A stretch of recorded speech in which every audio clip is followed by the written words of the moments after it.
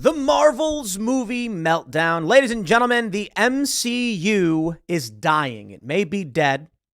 Man, a lot of people have told me that they stopped watching after Avengers Endgame in 2019. But let me tell you this, get woke, go broke on a massive scale. And for those that don't care all that much about Marvel, bear with me. This segment is not so I can break down the finer workings of a superhero movie. It's to talk about how they are destroying American culture, why they're doing it, and what is actually happening. It's quite simple, my friends. When you try to shift the culture instantly, it doesn't work. And that's what we're seeing. Activists and cultural Marxist revolutionaries in these industries, and there's two big factors here because I don't want to bury the lead. One, ideologically driven people who are like, I'm tired of white men. And two, people who are like, there's a bottom line advantage if we can market to more people, but it does not work. Here are the results. MCU posts lowest box office opening ever at $47 million. What went wrong? Now, you may be saying, but Tim, $47 million is a whole lot of money. No. Yo, I went and saw Guardians of the Galaxy 3. Loved it. I still think the first one is the best, and it really has to do with the soundtrack. Man, you know what they did? They tried doing for Guardians of the Galaxy 3 more 90s music. And, I love the 90s. I think it's the last decade. But I got to be honest, the late 70s into the 80s, that was the best. You got so much good music there. But here's what happens. Welcome, my friends, to Brie Larson. For those of you that are new to the culture war or don't know, Brie Larson, man, you had 800,000 videos about her back in, 5, 6, 7 years ago, because they were introducing her in the Marvel Cinematic Universe as the replacement for Robert Downey Jr. The only problem, she is an insufferable woke lib femme. All of the press that she was doing, the things she was posting, the things she was saying was grating and insulting to many people. And thus, it's really funny. They seem to have sidelined and removed Brie Larson from the MCU, despite the fact that she was supposed to be the next Iron Man. I wonder why that is. Get woke, go broke, and you can't deny it. Let's just let me start and give you some of the news because I don't want to jump the gun here. Here we go. The last minute push for the Marvels with an appearance by star Brie Larson on the Tonight Show and at a theater in New York City have not moved weekend grosses any higher for Marvel Studios, bringing in $47 million. In regards to U.S. admissions, the Marvels came in per intelligence 3.3 million compared to other superhero bombs. Flash's 3.9 million and Eternals 5.5. I thought the Eternals sucked, by the way. The Flash, a major bomb with 3.9 million. I thought it was okay, but the movie bombed miserably. And they say it was one of the worst openings, biggest disasters for a superhero film. The Marvels did worse. Well, let's break this down. $300 million was spent on the movie, including marketing. And only $47 million in their opening box office opening weekend. What does this mean? Let's not talk about Marvel nonsense. I can tell you right now, for those that are big fans of Marvel, I'm sorry this is happening to you. I love the MCU up until Infinity War. I'm not even a big fan of Endgame. That was okay. Infinity War is a masterpiece. I'm sorry. I just think it is. Look, a lot of people are like, superhero movies are dumb. Grow up. Listen, cookie cutter, agreed. And here, what is it? The hero's, Hero's Journey or whatever. All very cookie cutter, good fun, popcorn entertainment, culminating with this 3-hour, 3-narrative arc where the villain is the protagonist. And I thought it was really well done. Endgame was, hey, remember this, remember that. So in terms of that, the MCU's been crippled, and the new Disney leadership is blowing everything up. But the first thing I will say outside of all that, for those that are concerned about American culture, I have good news for you. Good news and bad news.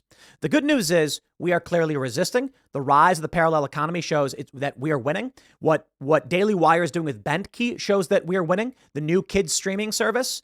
We all said, plus we got Infringed out. Watch our documentary. We're building up the best we can. Us ragtag roguish bunch here over at Timcast.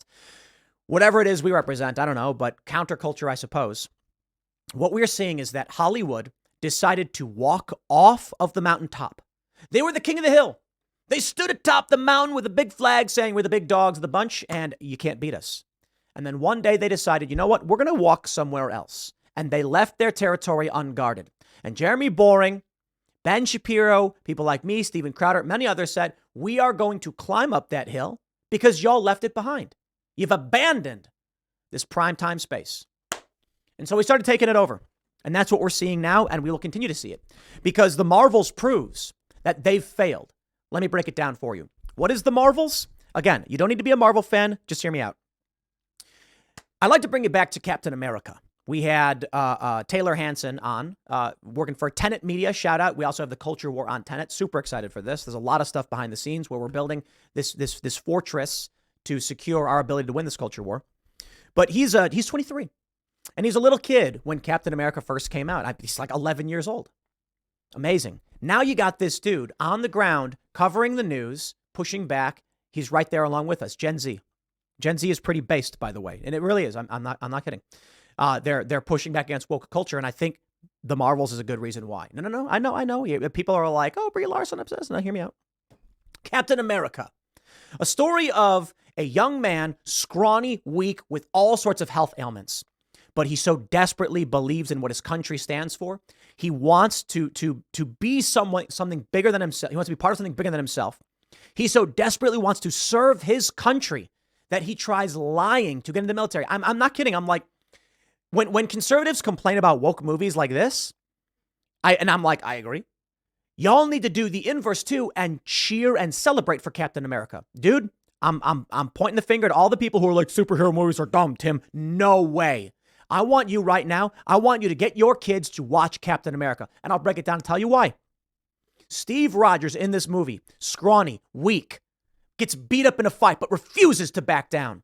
Yo, that scene where he's in the alley and the dude punches him in the face and he's like, I can do this all day. Scrawny, weak guy, but strong-willed. Even though he wasn't the toughest, even though he had health ailments, there was the mental fortitude. That's the message you want kids to have. And he wants to join the military. Not that I think the military is doing all that well today.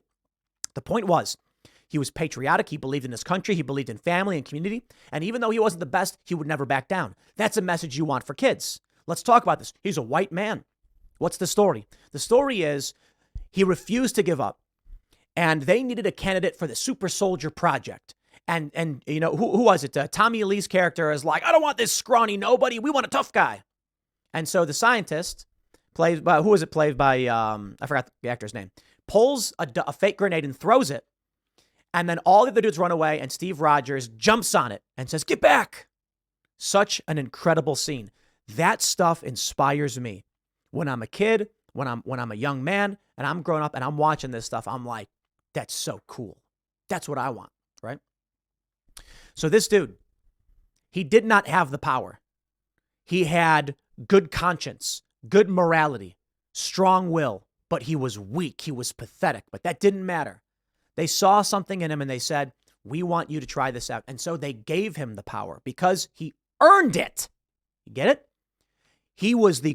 Because he was a good person who believed in his country, who believed in doing good, believed in saving and protecting others and sacrificing himself. They decided, we will. You've earned it. Now you will be granted this power, right? Captain Marvel. Let's talk about where the MCU is at now and why it's dying. Dude, the first Captain Marvel movie was, by an accident, Brie Larson's character gets superpowers, and she's basically Superman now, invincible. She can reignite a sun, apparently. And then a man puts a chip on her neck to suppress her powers and tells her, you need to control your emotions. When she comes to Earth, a man on a motorcycle tells her, smile more. I'm not kidding. And so the next scene is she's riding away with his clothes on and his motorcycle, implying she probably beat and robbed the guy. I'm supposed to cheer for this narcissistic, arrogant villain. And people said, yeah, but that's the point. She was a villain, but she turned things around. No, she didn't.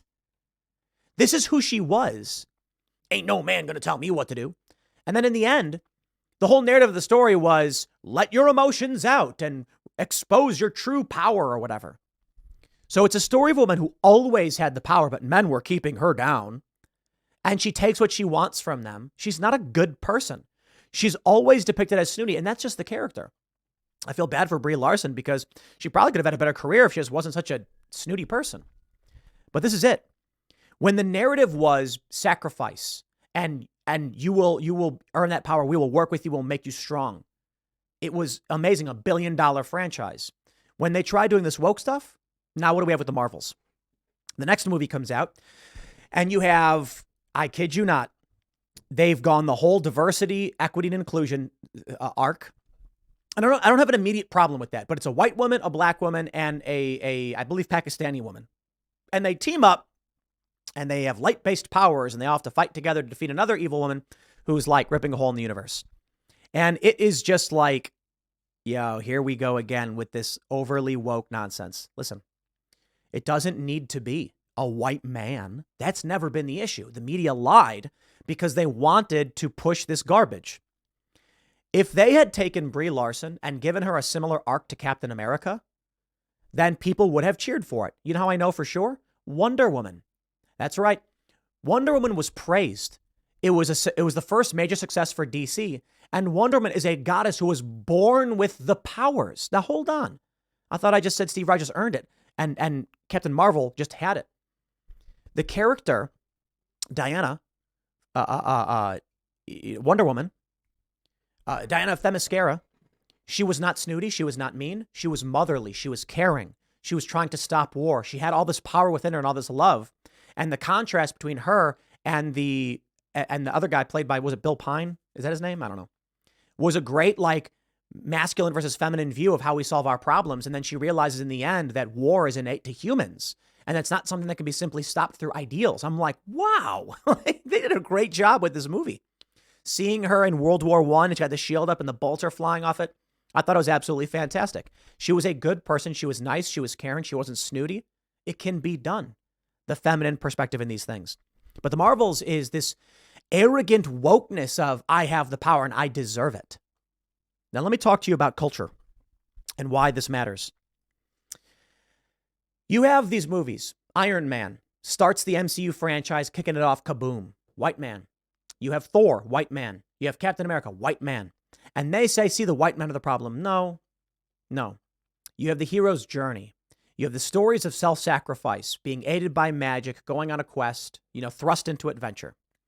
Robert Downey Jr.'s character is kidnapped. And it's a great arc. I mean, he's this ultra-rich guy, right? What they're doing now with the Marvels is they're trying to shatter, in an instant, this traditional storytelling we're so used to and we cherish. Now, we all grew up on this. I just watched Blue Beetle. Sucked. Why? They're doing this thing where they're like, let's make a movie that speaks to the Hispanic population. And so all the characters are pro-communist. I kid you not. Blue Beetle was nuts. It was like a pro-communist movie. It attacked the West for their stance on communism. I'm not kidding. Batman's a fascist. You all saw that clip. And it's a very Latino Hispanic family perspective. That I have no problem with, but understand this. The majority of people in this country have a traditional American view of society or expectations.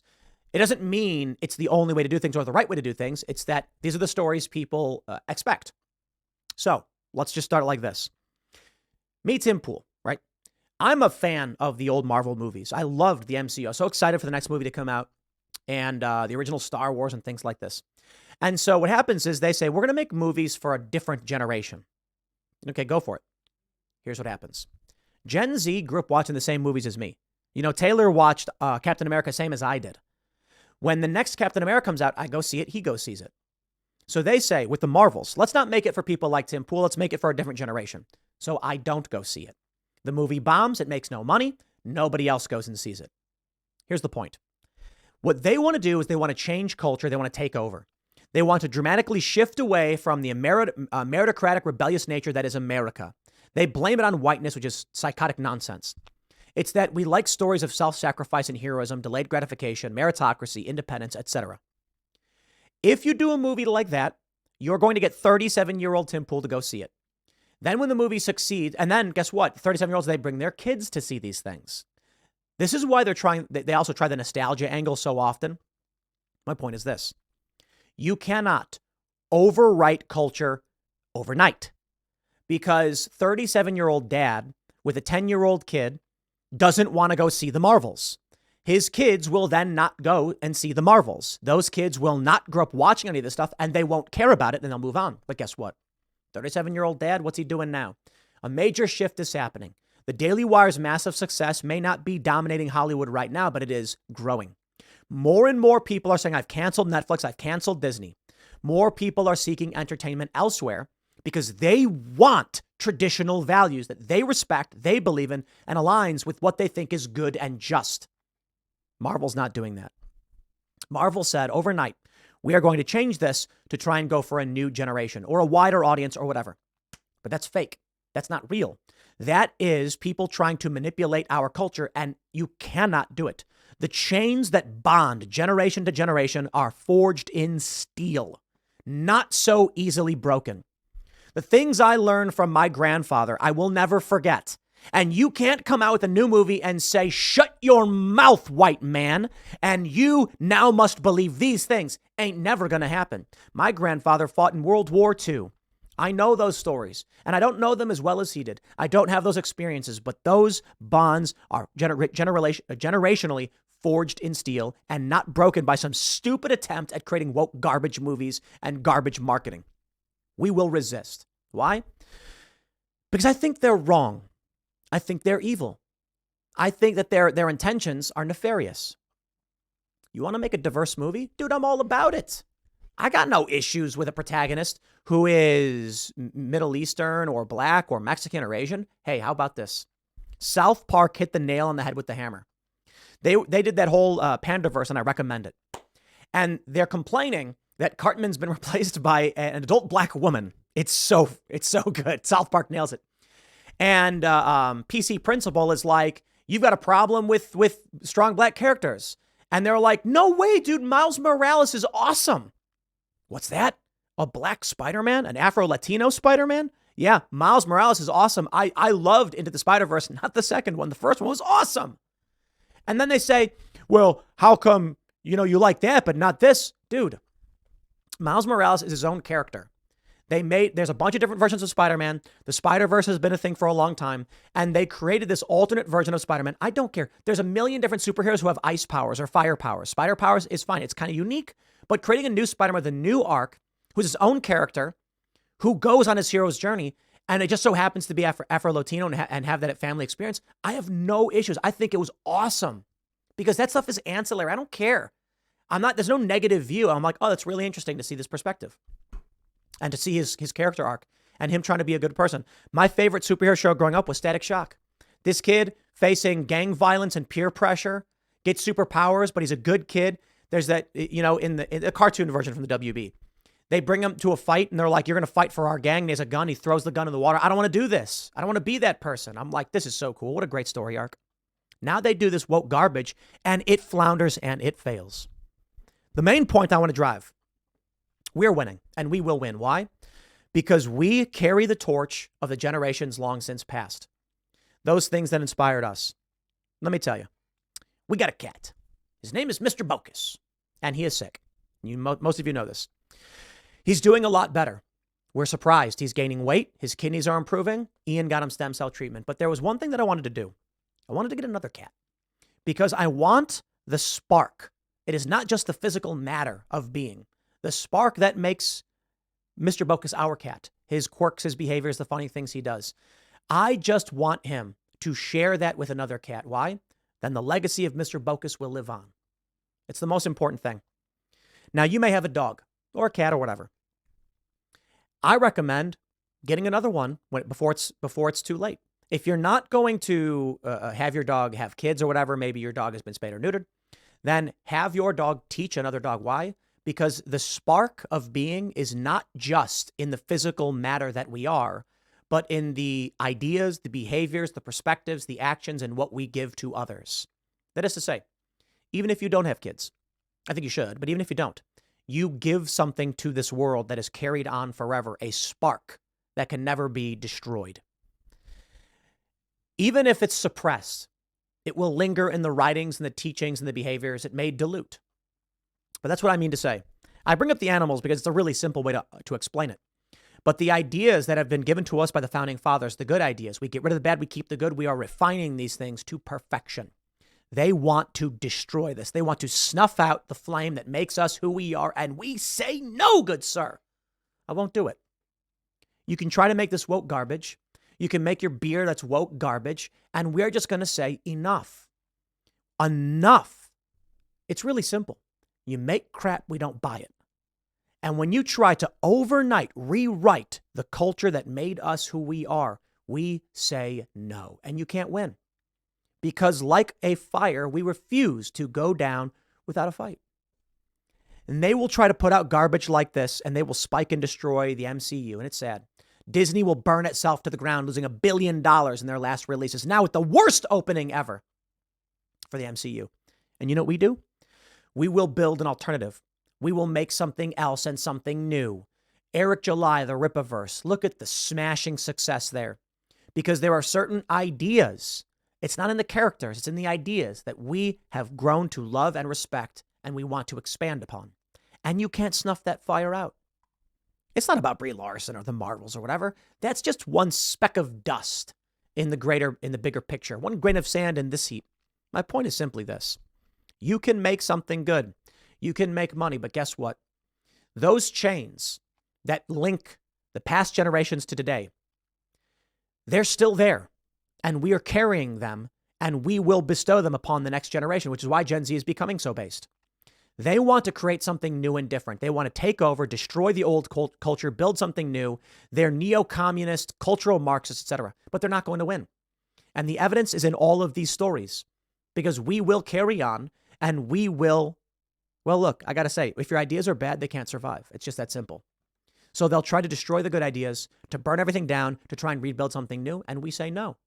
In fact, I put it this way. Go ahead and make your garbage movies. Make your crummy, crappy Marvels. I don't care. We're going to make our own content. We're going to make our own documentaries. We made Infringed, just the beginning. You know, I'm looking at getting into short films. We'd love to do feature-length movies, and we could probably do it at this point. Lower budget stuff, but, you know, we can do movies nonetheless. And we're just going to keep making stuff. Why? We like making stuff. We like having fun. And I'll tell you this is the kind of person that I am. When I see a movie like this fail, I think to myself, I got to do it myself. And I will. I'm not going to make a blockbuster for $300 million. I ain't there. But we might make something that's like a hokey, short horror film, low budget, couple $100,000. We could do stuff like that. Why? Because we just want to make stuff. And if you're making garbage, we'll try and make stuff that's just better than your garbage. That's what we need to do. And that's how we win a culture war. Each and every day that you guys choose with your dollars not to buy Bud Light. Well, maybe now buy Bud Light because of the UFC thing is going to be funny. But when you say, I don't want to see this movie, it's not a grand statement necessarily. It's not you standing up on a pedestal and screaming, I reject the wokeness. You just don't buy stuff you don't like. And let that be a lesson to the garbage woke companies. If you make garbage, we ain't going to buy it. And then we're going to make good stuff and we're going to win. Man, I just want to say I'm so bummed out by Rick and Morty the next season because it's just not good without Justin Roiland. Sorry. Like, I've laughed. I'm not here to lie and be like, I'm so mad that Justin Roiland. No. Like, there's funny bits in it. I watched the first one. It was bad. Watched second one. It was bad. And so I decided I'll watch a couple of them, but this may be it for me. I watched the last one. You know, I want to see it, and it's just it's just not good anymore. You needed Justin Roiland, man. You really did.